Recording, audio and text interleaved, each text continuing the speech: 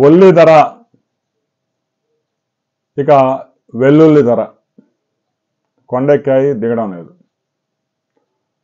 దిగకపోయినా వచ్చిన నష్టం లేదు. ఎందుకంటే ఆ పంట సాగు చేస్తున్న రైతులు 4 సంవత్సరాలు నష్టాల్లో కూరుకుపోతే 1 సంవత్సరం మాత్రమే గిట్టుబాటు ధర వచ్చింది. కొనుగోలు చేసేవాడికి మంచి ఉల్లిగడ్డలు అయితే 40 రూపాయలకి దొరుకుతున్నాయి. రైతులకు దక్కేది అందులో 18 రూపాయలే.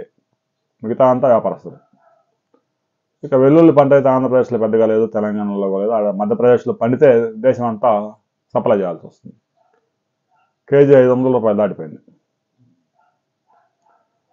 ఇక ఎగుమతులు కూడా ఆంక్షలు ఎత్తివేయాలి. ముఖ్యంగా ఈ ఉల్లిగడ్డ అయితే బంగ్లాదేశ్ పెద్ద ఎత్తున ఎక్స్పోర్ట్ అవుతూ ఉంటుంది. బంగ్లాదేశ్లో పరిస్థితులు బాగలేదు, కానీ పరిస్థితులు బాగలేకపోయినా కూడా ఆహారం కొనుక్కొని తినాల్సిందేగా. సరిహద్దుల వద్ద ఇబ్బందులు పెడుతూ ఉన్నారు. ప్రస్తుతానికైతే బంగ్లాదేశ్కి ప్రతిరోజు 200 ట్రక్కుల్లో ఉల్లిగడ్డలు వెళ్తూ ఉన్నాయి. పెద్ద మార్కెట్. ఉల్లి వెల్లుల్లి ధరలు ప్రస్తుతానికి రైతులకి అయితే గిట్టుబాటుగా ఉన్నాయి, కానీ కొనేవాడికి మాత్రం కన్నీళ్ళు తెప్పిస్తూ ఉన్నాయి. పర్వాలేదు, కన్నీళ్ళు వచ్చినా పర్లేదు, భరిద్దాం. ఉల్లిగడ్డ కోయకుండానే కన్నీరు వస్తుంది, కోస్తే ఇంకా కన్నీరు ఏరులే పారుతా ఉందని చెప్పేసి మీడియాలో వార్తలు వస్తూ ఉన్నాయి. ఉల్లిగడ్డ రైతు ఎవడైనా కోటేశ్వరుడు అయినట్టు ఎక్కడన్నా చూపించండి. 4-5 సంవత్సరాలు నష్టాల్లో కూరుకుపోతే ఆ తర్వాత సంవత్సరం ఎప్పుడో ఒకసారి రేట్ వచ్చింది. అది కూడా ఎందుకు వచ్చింది? పంట దిగుబడి సరిగా రాకపోతే, నష్టాలు వచ్చి విస్తీర్ణం తగ్గిపోతే, ఇక ఆ చుట్టుపక్కల సరిహద్దు దేశాలకి ఎక్స్పోర్ట్ అయితే, ఇక మామూలుగా ఎలక్షన్లు వస్తే ఎక్స్పోర్ట్ మొత్తం బంద్ చేస్తారు.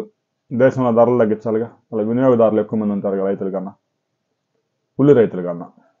అందువల్ల కేంద్ర రాష్ట్ర ప్రభుత్వాలు తొక్కేస్తానంటాయి. ఇక ధరలు పెరిగినప్పుడు మాత్రం గగ్గోలు పెడతాయి కేంద్ర రాష్ట్ర ప్రభుత్వాలు. ధరలు తగ్గించడానికి నానా పాటలు పడుతూ ఉంటాయి. రైతుల పంటల ధరలు తగ్గించడానికి మీరెవర్రా? ఒక మొబైల్ తయారు చేస్తాడు, 18,000కి 33% డిస్కౌంట్ అని పెడతాడు. అంటే 18,000 తయారు చేసి ఒక 6,000 తగ్గించి 12,000కి అమ్మినా కూడా నష్టానికి అమ్ముతాడా? అమ్మడు.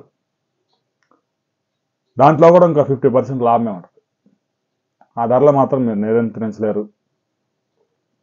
రైతులకు మాత్రం ఏదైనా మంచి ధర వస్తుందంటే కేంద్ర రాష్ట్ర ప్రభుత్వాలు వెంటనే ఆ ధరలు పతనం చేసిందా నిద్రపోవు.